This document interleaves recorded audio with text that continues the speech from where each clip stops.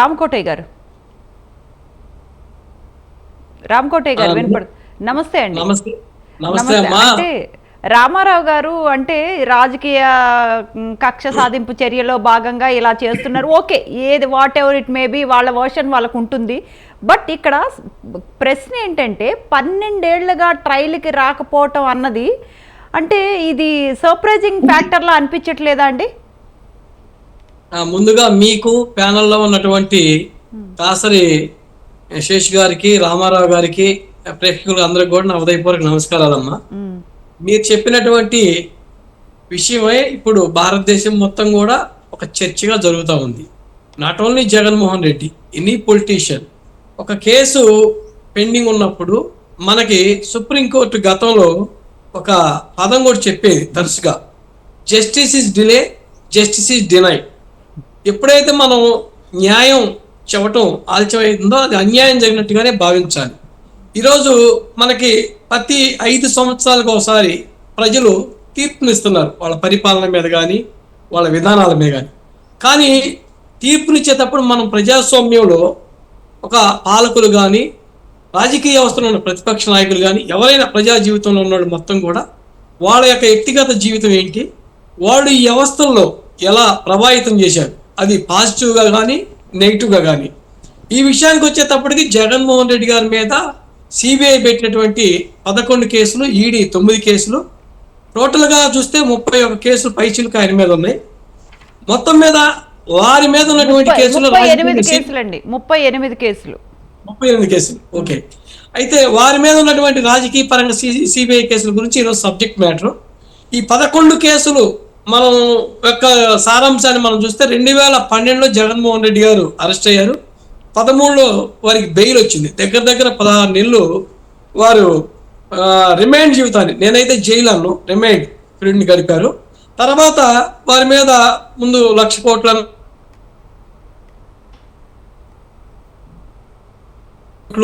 వారి మీద అవినీతి ఆరోపణలు రావటం. నేనేమంటానంటే వారు చూపించినటువంటి 2009, 2004లో వాళ్ళు జగన్మోహన్ రెడ్డి గారు ఉన్న ఆస్తులు ఏంటి, తర్వాత వాళ్ళ నాయన గారు అయినాక రెండోసారి అయినాక వారి ఆస్తులు ఏంటి, ప్రస్తుతం వారు ఇప్పుడున్న ఆస్తులు ఏంటి, ఈ ఏ విధంగా వచ్చినాయి, ఒక అవినీతిగా వచ్చినాయా, అక్రమంగా వచ్చినాయా అనేటువంటి ఆరోపణలు చూస్తే వారి యొక్క ఇన్కమ్ మొత్తం కూడా, వారికి వచ్చిన ఆదాయం మొత్తం కూడా చాలా ఏరియేషన్స్ ఉన్నాయి.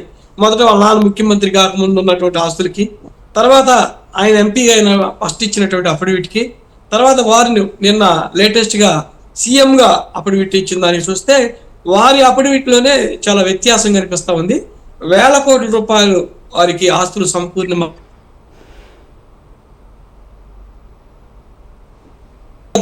ప్రజాధనాన్ని వారు కబ్జా చేసినట్టు, చట్టపరంగా దోపిడీ చేసినట్టు వారి మీద ఈరోజు సిబిఐ ఇచ్చినటువంటి 11 తీర్పుల సారాంశం ఉంటే, దీనివల్ల తీర్పు రాకపోతే ప్రజల ఆస్తులు ఇప్పుడు కూడా అది ఇంకా ప్రజలకు అన్యాయం చేసినట్టుంటుంది అనే పబ్లిక్ ఇంట్రెస్ట్ పిటిషన్ కూడా దాఖలు చేయటం రఘురామకృష్ణరాజు గారు, దాన్ని త్వరితగతంగా న్యాయం జరగాలనే ఉద్దేశాన్ని వారు ఆకాంక్షించడం జరిగింది.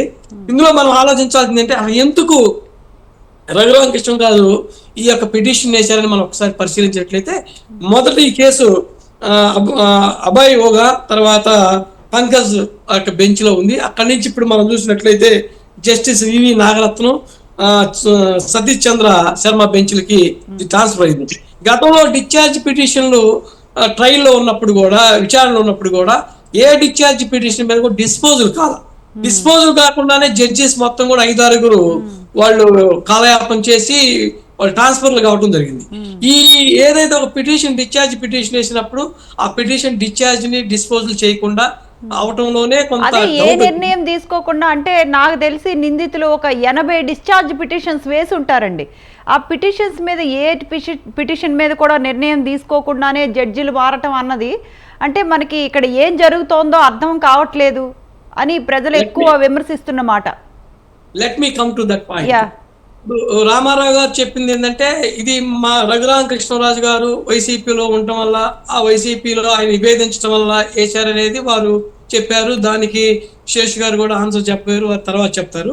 నేనేంటంటే యాజ్ ఏ లీగల్ అడ్వకేట్గా, అంటే న్యాయవాదిగా, లీగల్ ఎక్స్పర్ట్గా మీకు చెప్పదలుచుకుంది ఏంటంటే, ఇప్పుడు ఈ కేసులన్నింటిని కూడా డిస్పోజ్ చేయకపోవడానికి రాజకీయ పరమైనటువంటి అంశాలు ఏమైనా ముడిపడి ఉన్నాయా, దీంట్లో ఏ విధంగా ఎందుకు డిలే అవుతుంది అనేది ముఖ్యంగా మనం చర్చించాల్సిన అంశం. ఇప్పుడు ఆ విషయాల్ని సంవత్సరాలు అంటే దరిదాపు ఒక పుష్కర కాలం గడిచిపోతా ఉంది, అయినా ఎందుకు తీర్పు చెప్పట్లేదు ఏ జడ్జి కూడా, ఎందుకు శాసించట్లేదు? ఇందాక మనకి శేషు గారు చెప్పారు, మనకు ఆయన చెప్పిన దానికి కొంచెం క్లారిటీ ఇస్తా. మన భారత రాజ్యాంగం మొత్తం కూడా 4 స్తంభాలు. 1 పార్లమెంటరీ, 2 జ్యుడిషియరీ, 3 ఎగ్జిక్యూటివ్, 4 మీడియా. ఇక్కడ పార్లమెంట్ ఏదైతే ఉందో చట్టాలను తయారు చేస్తే ఆ చట్టాలను అమలు చేసే బాధ్యత జ్యుడిషియరీ కూడా. అందుకని జ్యుడిషియరీ అమలు చేసే క్రమంలో ఎక్కడా కూడా డిలే చేస్తే ఆ పార్లమెంట్ చేసినటువంటి చట్టాలకు ఉపయోగం ఉండదు. ఇప్పుడు జగన్మోహన్ రెడ్డి గారి గురించి మనం ఎందుకు మాట్లాడుకోవాలంటే ఆయన శాసనకర్త, గతంలో ముఖ్యమంత్రిగా ఉన్నారు, ఇప్పుడు శాసనసభ్యులుగా ఉన్నారు. వారు శాసనాలు చేసే వాళ్ళే చట్టాలను అమలు చేయకుండా చట్టాలను ధిక్కరించి చట్టాలని వాళ్ళ చేతుల్లోకి తీసుకొని చుట్టాలుగా చేసుకొని వేల కోట్ల రూపాయలని ఈ విధంగా అక్రమంగా చేసుకున్నారనే ఆరోపణలో వారు ఇచ్చినటువంటి వాళ్ళు సొంతంగా ఇచ్చినటువంటి అఫిడవిట్ అంటే ప్రమాణ పత్రం, మనం భారతదేశ రాజకీయ వ్యవస్థ మొత్తాన్ని మీరు మహాభారతాన్ని రామాయణాన్ని చూస్తుంటే ఒక రాముడు ఇచ్చినటువంటి వాగ్దానం ప్రకారం అడవులకు వెళ్తా ఉంటాడు, అంటే వాగ్దానానికి చాలా విలువ ఉంది. అలాంటి అఫిడవిట్లు ఆయన చెప్పినటువంటి అఫిడవిట్లోనే 4 రకాలుగా చెప్పారు. ఆయన 9లో ఎంపీ కాకముందు ఒక ఆస్తులు ఉన్నాయి, ఎంపీ అయినా ఒకటి ఉంది, ముఖ్యమంత్రి అయ్యే ముందు ఒక రకంగా ఉంది, ముఖ్యమంత్రి అయినా ఒక రకంగా ఉంది. ఈ వ్యత్యాసం ఎందుకు వచ్చింది, ఎక్కడి నుంచి వచ్చింది? ఇది కిట్ ప్రోకోలో భాగంగా వేల కోట్ల రూపాయలు సంపాదించారా, లేదంటే ప్రభుత్వంలో ఆయన బినామీలను పెట్టి సంపాదించారా, ఏ విధంగా సంపాదించారు? దీన్ని నిగ్గజాల్చాలి. ఇప్పుడు సిబిఐ అనేది దీన్ని ఆలోచన చేయటంలో ఏంటి కారణం అంటే, ఇక్కడ గతంలో ఆయనకి కేంద్రంతో ఉన్నటువంటి సంబంధాలు వారేది చెప్పలేకపోతున్నారు. మోడీ అంటే ఏంది? మోడీ అంటే ఈడీ, సిబిఐ వీటన్నిటిని కూడా మేనేజ్ చేసేటటువంటి నానుడు ఆరోపణలు మొత్తం కూడా బీజేపీ గవర్నమెంట్ ఉంది. ఇప్పుడు బీజేపీకి ఒక రకంగా చెప్పాలంటే జగన్మోహన్ రెడ్డి గారి దత్తపుత్రుడు. ఎందుకంటే మీరు అనొచ్చు తెలుగుదేశం పార్టీ పార్ట్నర్షిప్ ఉంది, కానీ పార్ట్నర్షిప్ ఉన్నప్పుడు కూడా మోడీ ఎప్పుడు కూడా ఆయన్ని కాపాడుకుంటా వచ్చారు, ఆయన హెల్ప్ చేస్తారు. రీసెంట్ గా అదానీ విషయంలో కూడా సేమ్ జరిగింది. ఏమండి? అదానీ విషయంలో కూడా సేమ్ జరిగింది కదండి. అదానీ, జగన్మోహన్ రెడ్డి ఇలాంటి అందరిని కూడా మోడీ యొక్క హస్తగస్తంలో ఆయన రిమోట్ గా చేసుకున్నారు. ఈ రోజు మోడీ గారు కరెక్ట్ గా చూస్తే వారి మెజార్టీ కూడా 10 సీట్లు అటు ఇటుగా ఉన్నాయి. చంద్రబాబు నాయుడు గారి దగ్గర ఉన్న ఎంపీలు కానివ్వండి, జగన్మోహన్ రెడ్డి గారి దగ్గర ఆంధ్రప్రదేశ్ లో ఈ రోజు 25 ఎంపీ సీట్లు అతని పాకెట్ లో ఉన్నాయి, డైరెక్ట్లీ ఇండైరెక్ట్లీ. అందుకని జగన్మోహన్ రెడ్డి గారి 5 సంవత్సరాల పరిపాలన క్రమం మొత్తం కూడా దేనికోసం చేశారు? ఆయన కేసులను కాపాడుకోవడం కోసం, ఆయన కేసులను డ్రాగాన్ చేయడం కోసం, సిబిఐని మెయింటైన్ చేయడం కోసం, ఈడీని మెయింటైన్ చేయడం కోసం అనే ఆరోపణలు ఉన్నాయి. ఇవాళ మీరు అనొచ్చు మరి చంద్రబాబు నాయుడు గారు పార్ట్నర్ కదని. చంద్రబాబు నాయుడు గారు చూస్తే నేను వైజాగ్కి వేల కోట్ల రూపాయలు ప్యాకేజ్ చేసుకొచ్చారు స్టీల్ దానికి. అంటే బాబు గారు పోలవరానికి ఎంత తెద్దామా, అమరావతికి ఎంత తెద్దామా, విశాఖ ఉక్కుకి ఎంత తెద్దామా, ఈయన రాష్ట్ర ప్రయోజనాలు దృష్టిలో పెట్టుకొని చంద్రబాబు నాయుడు గారు పార్ట్నర్షిప్ చేస్తుంటే స్వప్రయోజనాలు దృష్టిలో పెట్టుకొని జగన్మోహన్ రెడ్డి గారు ప్రయాణం చేస్తున్నారు అనేది మనకు అర్థమైంది. ఈ అర్థమైన క్రమంలోనే కేసులు మొత్తం కూడా డ్రాగాన్ అవుతా ఉన్నాయి. కేంద్రం యొక్క చెప్పు చేతుల్లో ఉన్నటువంటి సిబిఐ కానివ్వండి, ఈడీ కానీ కూడా చేస్తున్నారు అనేటటువంటి మీరు చెప్తున్నా తెలుగుదేశం పార్టీ కార్యకర్తలు చెప్తున్నారు. ముందు first of all Jaganmohan Reddy గారు వినండి, రామకోట గారు మీరు చెప్పే విధానం అర్థమైపోయింది, కానీ మీరు చెప్పేటప్పుడు మేము మాట్లాడాలి, మీరు చెప్పేటప్పుడు మేము మాట్లాడాలి. నేను చెప్పేది వినండి. మీరు చంద్రబాబు నాయుడు గారు మీరు ఒక లాయర్ చెప్పేటప్పుడు నేను మాట్లాడాను, మీరు చెప్పేటప్పుడు నేను మాట్లాడాను. చెప్తే ఎట్లా అండి లాయర్ గా? మీరు చెప్పండి సార్, ఆపర్చునిటీ గారు మీరు క్లారిఫై చేయండి. నేను చెప్పే విషయాన్ని చంద్రబాబు అఫిడవిట్ ఏం చెప్పాడు తెలుసండి? 36,000 మీకు చెప్పండి సార్, మీకు చెప్పండి. దానికి శేషబాబు గారు సమాధానం చెప్తారు. నేనేమంటారు, దాతలు శేషబాబు తమ సమాధానం చెప్తారు. అధికార ప్రతినిధి ఉన్నారు, దానికి వారు సమాధానం చెప్తారు. నా అభిప్రాయాన్ని రామారావు గారు తెలుగుదేశం పార్టీ ఓటు పెట్టుకో. రామ్ కోటయ్య గారు లాయర్ వర్షన్ చెప్తున్నారు, ఒక్కసారి విందాము. మీకు శేష్ గారు చెప్తారు. నేను యాక్సెప్ట్ చేస్తా. నువ్వు భజన పరుడుగా వచ్చి ఇక్కడ డిబేట్స్ లో మీరు సమాధానం చెప్తాను. నేను సమాధానం చెప్పండి. ఏం మాట్లాడుతున్నారు? వినండి, నేను చెప్తాను. రామారావు గారు రామారావు గారు మీకు అన్ని శేష్ గారు చెప్తారు. ఒక్క నిమిషం. ఏమంటావా చంద్రబాబు మీద ఎన్ని కేసులు ఉన్నాయి?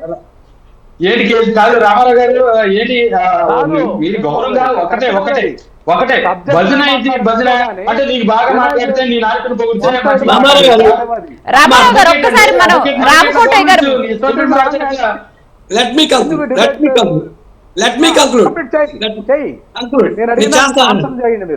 వినండి రామారావు గారు.